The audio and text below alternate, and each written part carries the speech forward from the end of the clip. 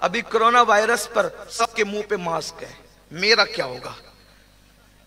ارے بیماری سے بچنے کے لیے منہ پہ ماسک لگانے والوں، بیماری سے بچنے کے لیے گناہوں کے لیے ماسک لگاؤ، آنکھوں پر خشیت ربانی کے پہرے بٹھاؤ، زبان پر حدود الہی کے پہرے بٹھاؤ، کان پہ حدود الہی کے پہرے بٹھاؤ۔ خدا کے عزت کی قسم، یہ وبائی بیماری جس کو تم دیکھ لو گے اللہ اس کو بھی شفا عطا کر دے گا۔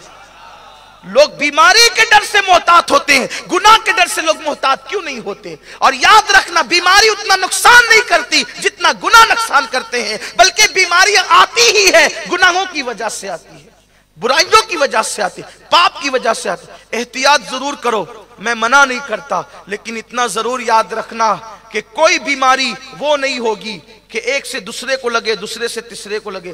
یہ بڑی وبا ہے۔ لوگ ہمیں کچھ بھی گالیاں دے، لیکن ہمارا ایمان یہ ہے۔ کہا سائنس یہ کہتے ہیں، سائنس کا کہنا بدلتا رہتا ہے، ڈاکٹر یہ کہتے ہیں کہنا بدلتا رہتا ہے، ہمارے نبی نے جو کہہ دیا حق ہے۔ کوئی بیماری نہ متعدی ہے نہ موروثی ہے۔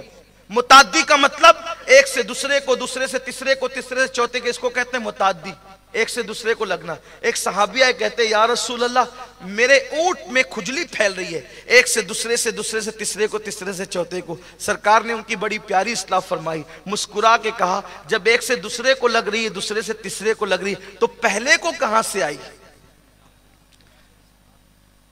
پہلے کو کہاں سے آئی؟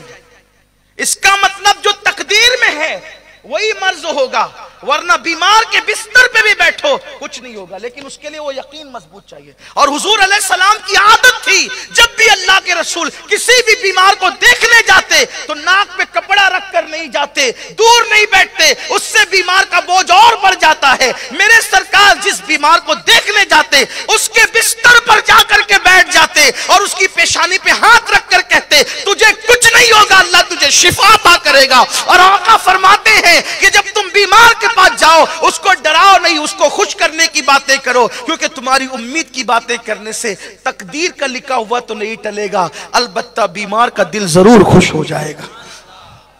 حضور بیمار کے سرے بالی انہیں رحمت کی ادا لائی ہے، حال بگڑا ہے تو بیمار کی بنائی ہے، ان کی زلفیں نہیں رحمت کی گھٹا چھائی ہے، ان کے ابرو نہیں دو قبلوں کی یکجائی ہے۔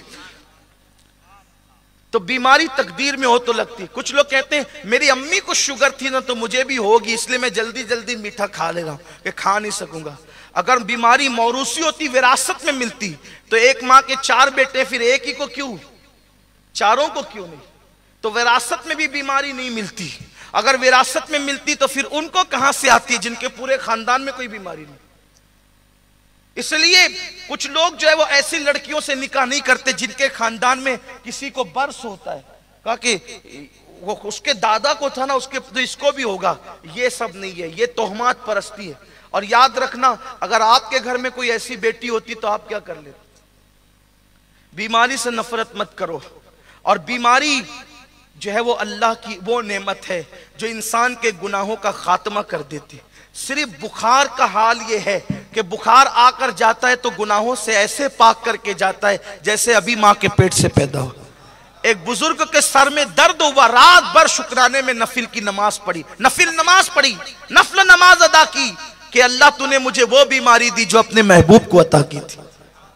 ڈرو مت بیماری سے، جو قسمت میں ہوگا ہو کے رہے گا۔ اور یاد رکھنا جب موت لکھی ہے آئے گی، کسی بہانے آئے گی، اور موت نہیں لکھی ہے کچھ بھی ہو جائے موت نہیں آئے گی۔ تو ذرا ڈرا مت کرو۔ ڈرنے کی وجہ یہ ہے کہ ہمارے اعمال اچھے نہیں رہے، اعمال اچھے نہیں رہے اس لیے موت سے ڈر رہے ہو، ورنہ مومن کبھی موت سے نہیں ڈرتا۔ خدا کی عزت کی قسم، اس موت سے کیا ڈرنا جس موت کے پردے میں دیدار محبوب چھپا ہوا ہے۔ اسی لیے میرے امام نے کہا جان تو جاتے ہی جائے گی، قیامت یہ ہے اب یہاں مرنے پہ ٹھہرا ہے نظارہ تیرا۔ یا رسول اللہ، اب یہاں مرنے پہ ٹھہرا ہے۔